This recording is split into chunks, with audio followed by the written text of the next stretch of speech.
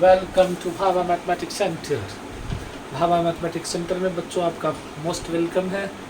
जो आपसे मेरा जो वादा था उस वादा को पूरा करते हुए हम आज ग्रुप ए के जो लास्ट ऑब्जेक्टिव का लेक्चर बचा हुआ था तो आज हम लोग लेके आ गए हैं।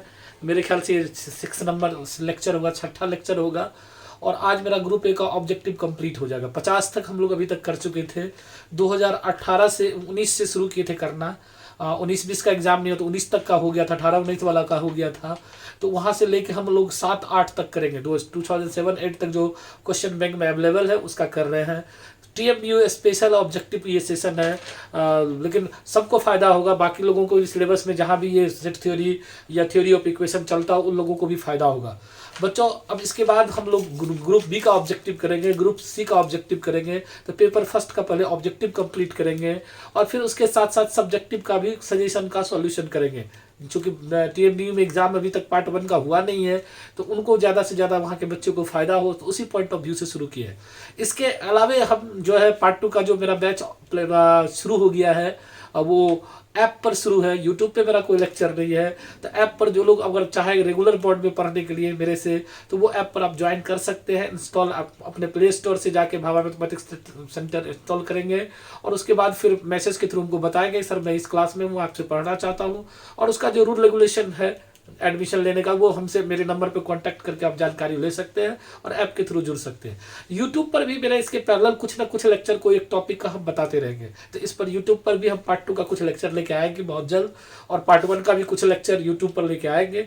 और रेगुलर मोड में तो नहीं आ सकते हैं, लेकिन कुछ ना कुछ अल्टरनेट डे में भी कुछ ना कुछ लेक्चर लेके हम जरूर आएंगे आपके बीच। तो चलो हम लोग स्टार्ट करते हैं। जो मेरा ऑब्जेक्टिव सेक्शन था 50 तक हम लोग पढ़े थे।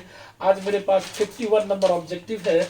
ऑब्जेक्टिव नंबर 51 है ऑब्जेक्टिव है और ये एग्जाम 2009 ऑनर्स में आया हुआ है। क्वेश्चन बहुत आसान है कि इफ अल्फा बीटा गामा, कई बार तुम लोग पढ़े हो।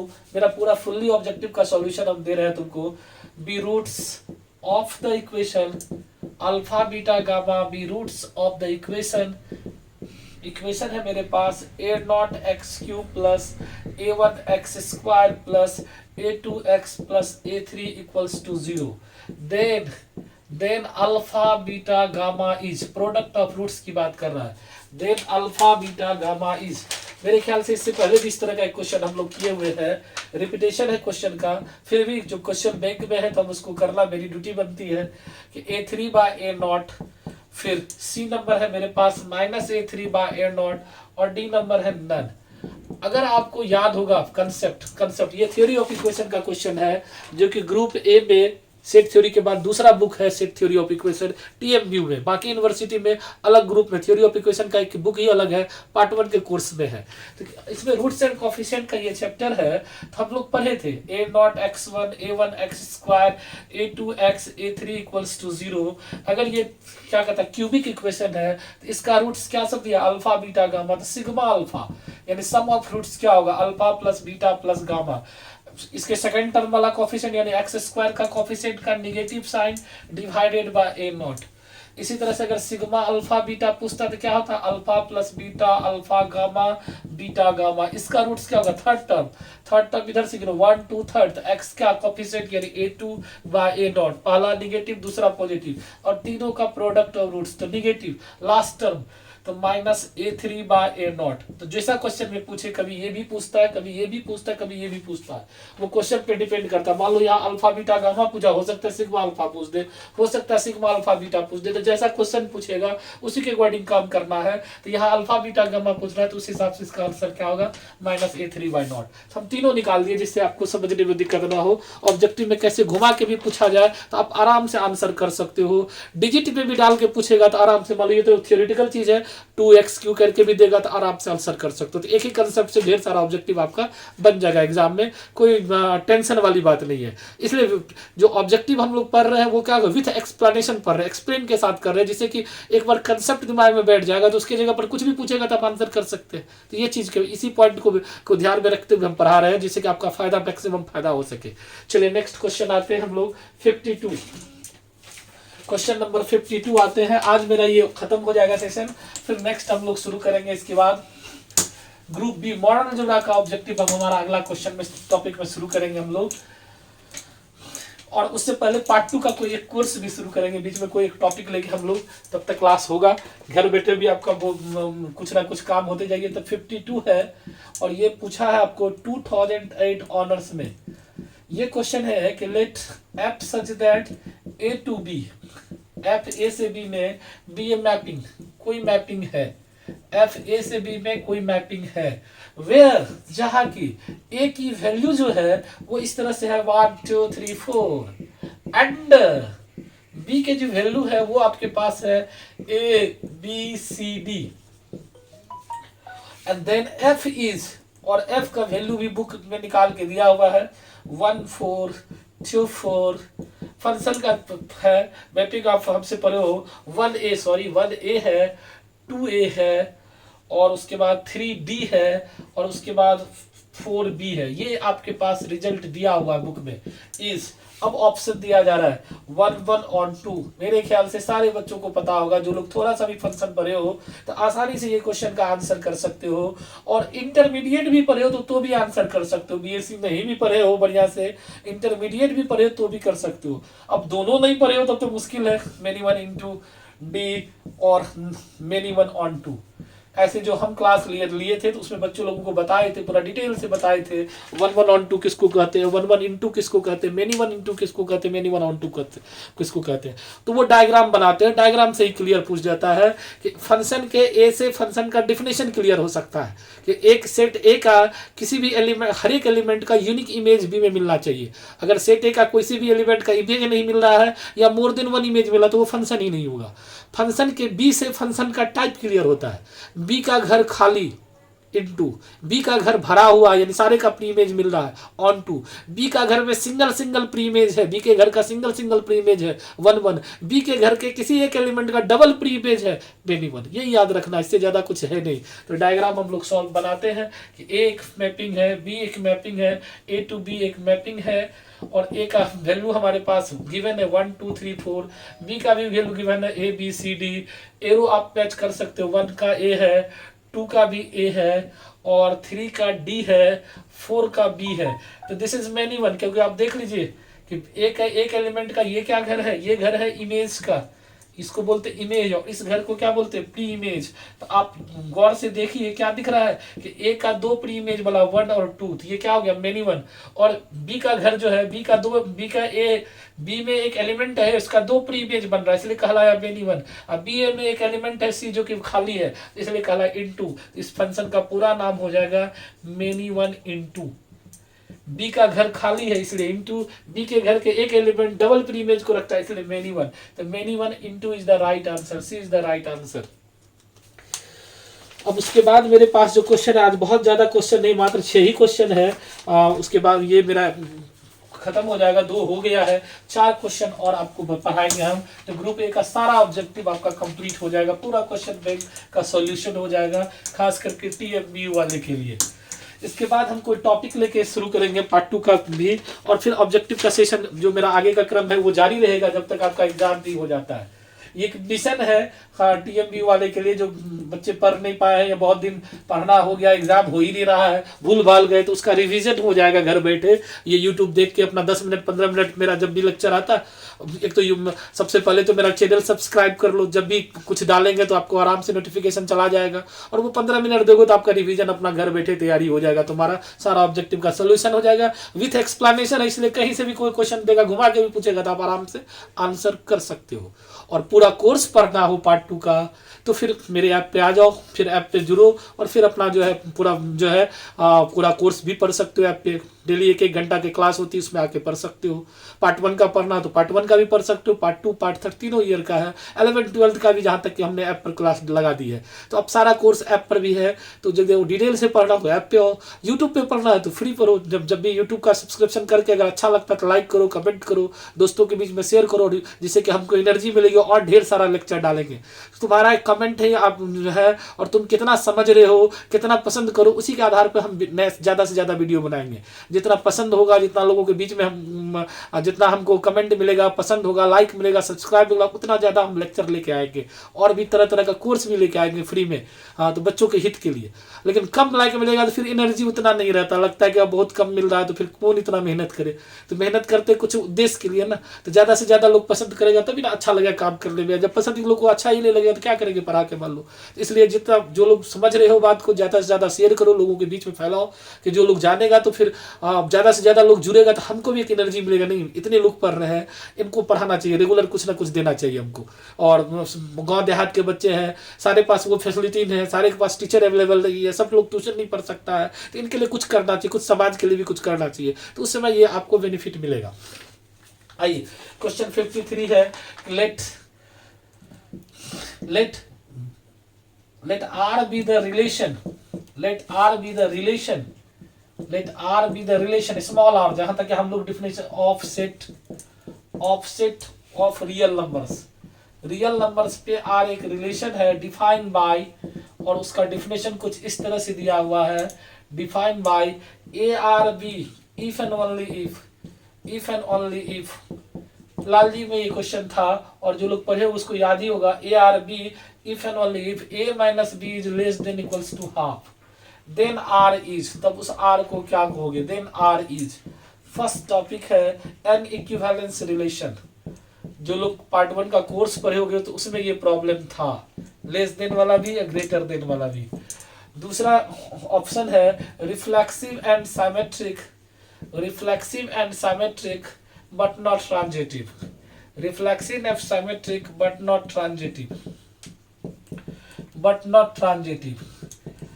ये रिफ्लेक्सिव सिमेट्रिक है लेकिन ट्रांजिटिव नहीं है। तीसरा के ऑप्शन है reflexive and transitive but not symmetric, reflexive और ट्रांजिटिव है लेकिन सिमेट्रिक नहीं है, बट नॉट सिमेट्रिक। इस तरह का क्वेश्चन बुक में है, जो भी हमारे पास बुक अवेलेबल है, जो हमारे यहाँ बीएससी के क्लास में कोर्स में चलता भी है, तो उस बुक में इस तरह का क्वेश्चन है आपको। लाल जी का एक्सरसाइज में भी है और एग्जाम्पल में भी है, रो करके वहाँ डिफाइन किया। लाल जी के बुक में देखोगे रो करके डिफाइन किया गया, यहाँ आर करके डिफाइन किया, वो कोई मीनिंग नहीं रखता है। तो क्वेश्चन क्या कहता है कि ए बी आर में है, स्मॉल आर में, तो इसका मतलब क्या दिया है कि A - B less than equals to half है।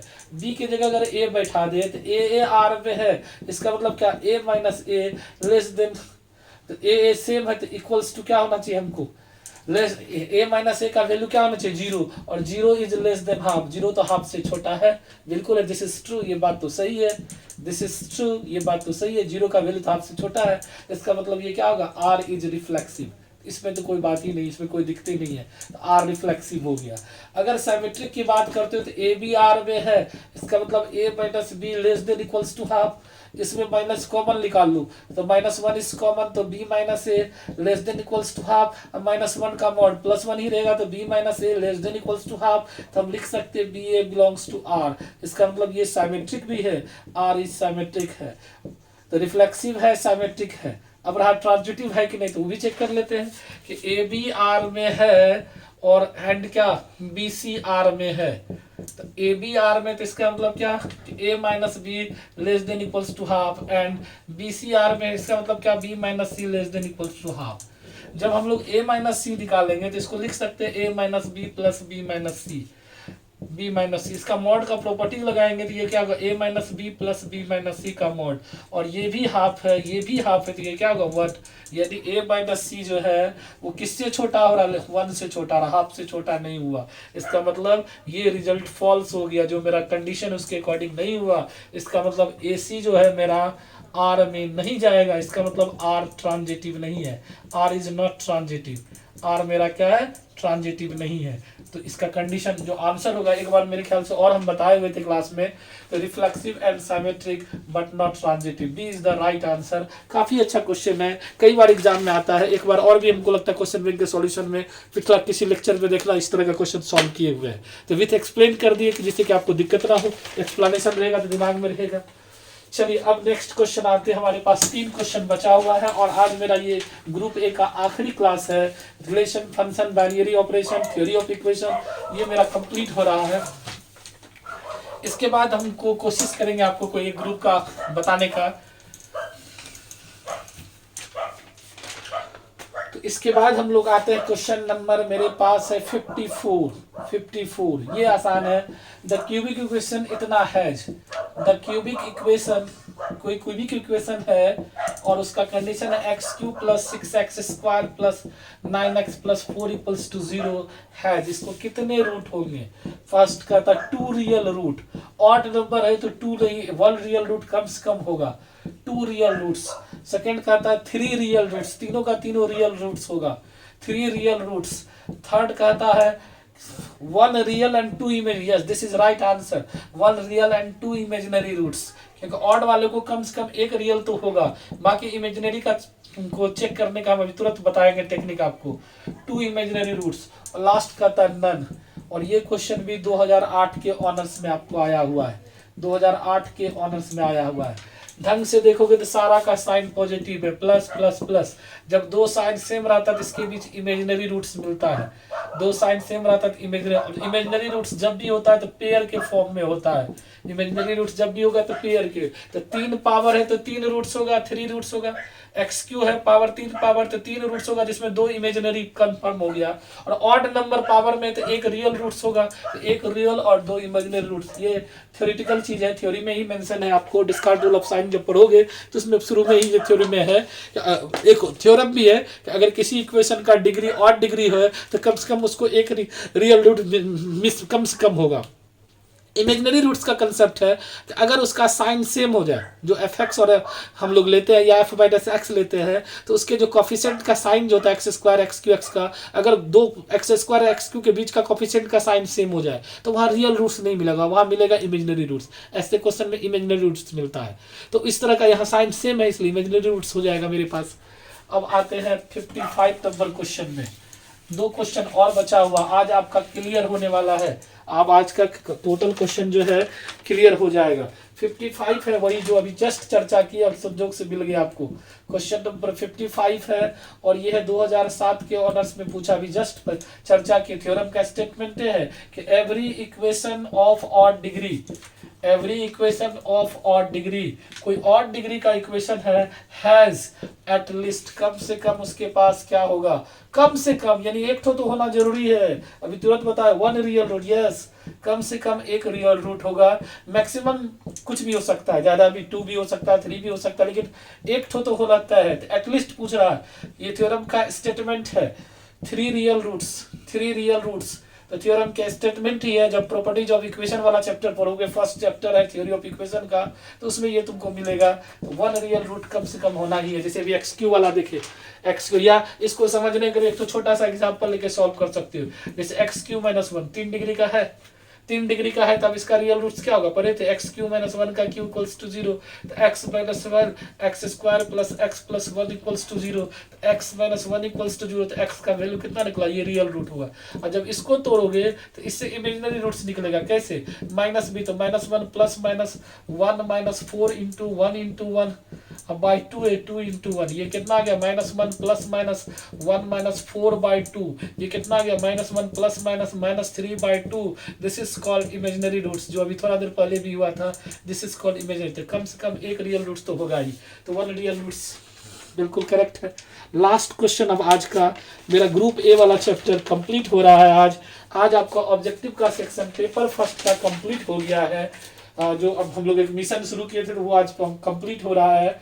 ये क्वेश्चन नंबर 56 है, और जो अपने पास क्वेश्चन बैंक है उसमें 2007 तक ही लास्ट है, तो 7 का ही क्वेश्चन है कि if f x equals to e to the power x for all x belongs to R, then range set is, then range set, the range of f is, f का range क्या होगा, यानी exponential function का range क्या होगा, ये पूछा जा रहा है कि एक्सपोनेंशियल फंक्शन का रेंज कितना होता है। जबकि x क्या है, रियल नंबर, यानी डोमेन इसका क्या है, रियल नंबर है, तो रेंज क्या होगा। तो y की वैल्यू ही रेंज बताता है। ऑप्शन है आपके पास set of real numbers, set of real numbers, जी नहीं, क्योंकि डोमेन रियल नंबर्स है। Set of all positive real numbers, set of all positive real numbers, all positive real numbers.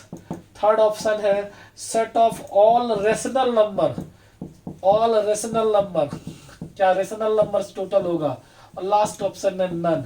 अगर थोड़ा सा ध्यान दो तो तुम्हारा काम हो जाएगा कि ई का एक्स का वैल्यू जो होगा मेरे पास, जरा देखिए कि रियल नंबर है तो रियल नंबर तो माइनस इन्फिनिटी इन्फिनिटी के बीच कुछ भी रख सकते हैं, क्योंकि x मेरा आर में है तो इसके अंदर कुछ भी रखते हैं। ई पर पावर मान लो 0 रखे तो इसका वैल्यू 1, और ई पर पावर माइनस 1/e। अब ई का वैल्यू यानी 2.54 ऐसे कुछ है वैल्यू, इससे डिवाइड करोगे तो 0 पॉइंट समथिंग आ जाएगा, बाई भी करोगे तो अब ई पर पावर माइनस 2 और इसी तरह से 1/e² 0 पॉइंट समथिंग कुछ आएगा मान लो तुम्हारे पास।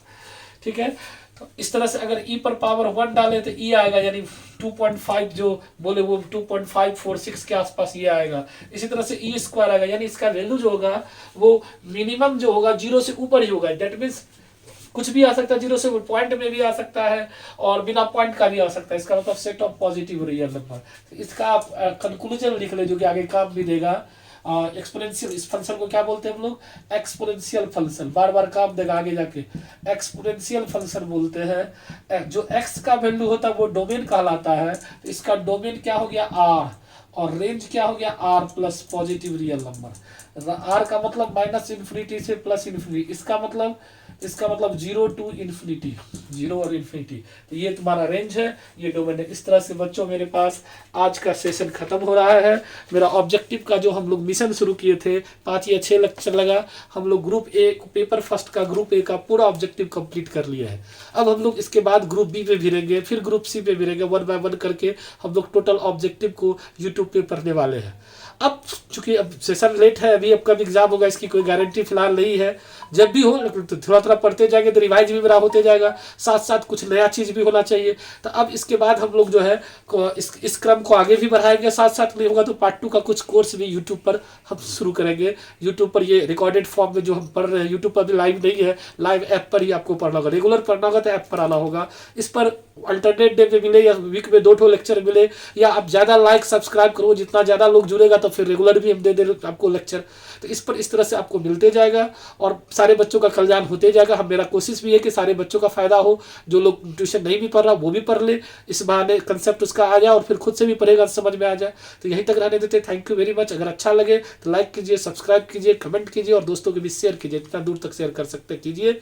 और फिर आगे जो भी क्लास हो रही है अगर इच्छुक है तो आके जरूर पढ़िए, ऐप के थ्रू पढ़िए। फिर ऑफलाइन जब क्लास होगा तो ऑफलाइन के आके भी पढ़ सकते हैं आप लोग। तो बच्चों इसी के साथ मेरा ये लेक्चर आज का यही एंड करता है। नेक्स्ट मिलते हैं अगले लेक्चर के साथ। Thank you very much.